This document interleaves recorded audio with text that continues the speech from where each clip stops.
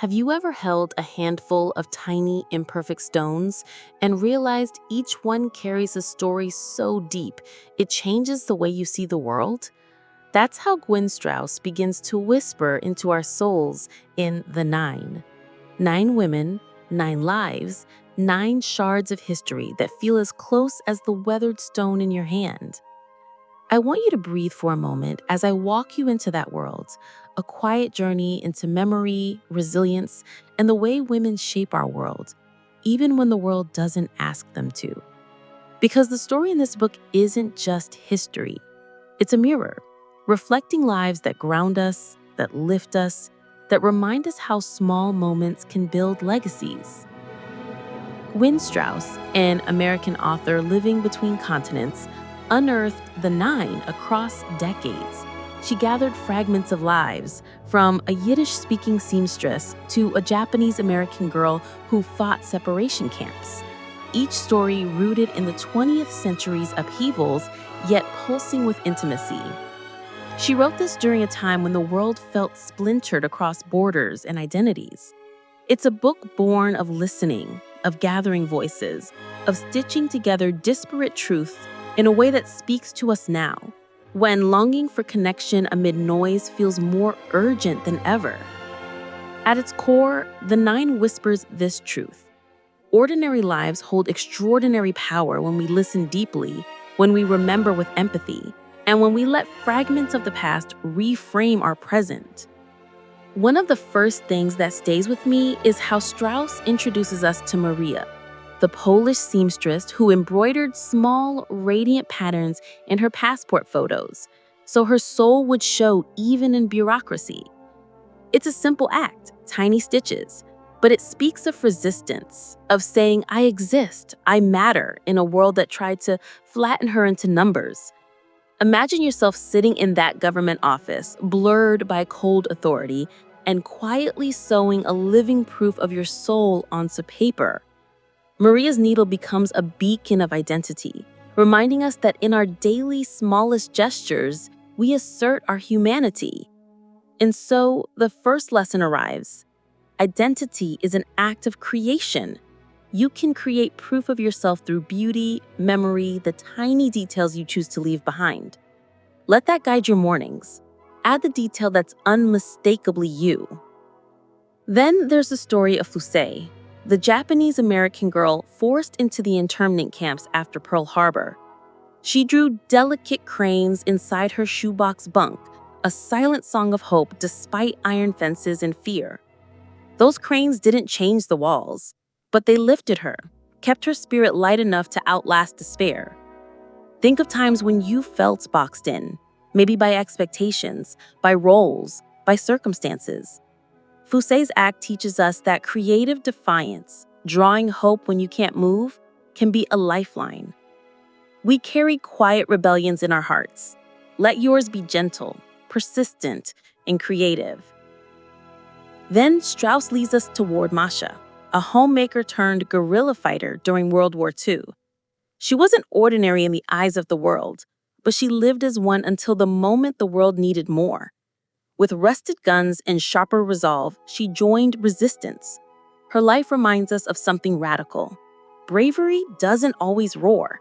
Sometimes it blooms in the hush of ordinary days, until necessity calls. Masha had fears, children, homesickness, yet she chose to stand. What might that mean for you today? Maybe it's speaking up in the room where everyone else is quiet. Maybe it's offering kindness when you're stretched thin. Bravery can be small and still change everything. Next, Strauss brings in the voice of Margaret, a Jewish refugee who built a new life from the ruins of her old one. She retaught her hands to knit in a language she didn't quite understand, forging community stitch by stitch. It reminds us that belonging often begins in the rhythm of repetition, in shared cups of tea, in patterns learned by touch, in the gentle ache of rebuilding. Her story teaches that renewal isn't one grand act, but a series of quiet gestures toward connection. In your own life, that might mean learning someone's favorite meal, remembering a friend's birthday, or watering the plant that reminds you of home. The way Strauss weaves these stories, Maria's embroidery, Fusé's cranes, Masha's resistance, Marguerite's knitting, something magical happens. Each life is a thread, but together they form a tapestry of resilience. And she doesn't rush us. She lets us sit in each woman's world, savor the smell of needles, the scratch of pen, the distant echo of gunfire, the hush of shared breaths across a table. It's a gift, a reminder to slow our own pace, to lean into the textures of other stories, and maybe our own as well. Then there's the subtle interplay between memory and loss. Another woman in the group, Elizabeth, returned to her old hometown decades later to find empty streets and a church that no longer rang its bells. She pressed her hand to cold stone and remembered the sound that once lifted her childhood mornings. In that moment, memory became a bridge across time. It asked a simple question: what do you carry from your own past that still hums when you press a palm to your chest? Let that memory anchor you today, be it a laugh, a scent, a song. As we move through the book, another voice rises, that of Marta, who saved old letters and photographs when her family was forced away. She carried scraps of paper like talismans. Every battered photograph was a small miracle of survival. Marta's story reminds us that preserving memory nourishes future generations. Her act was not grand, but deeply generative. And so we learn that what you save, what you tell, matters. It builds a shared world where your children's children might recognize traces of you and say, she lived, she loved, and she remembered. One of the most poignant threads connects all 9. We never get a tidy ending for any of them. Their lives extend into futures we can't see, sometimes hopeful, sometimes silent. In that ambiguity, Strauss gives us the most human gift of all.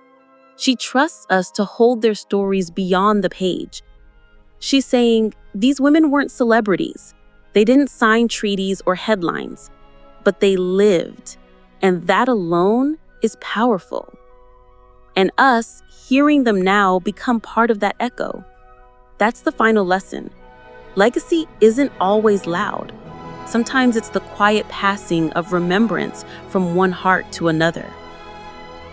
Now as I bring you back, imagine laying the small stones of their lives in your palm. Embroidery, cranes, letters, stones, photographs. Let their softness and weight settle there. Let them remind you that your hands too carry stories worth honoring, that your ordinary days hold the seeds of connection, courage, memory. So here's the heart of what I hope stays with you. Listening to ordinary lives can awaken extraordinary empathy.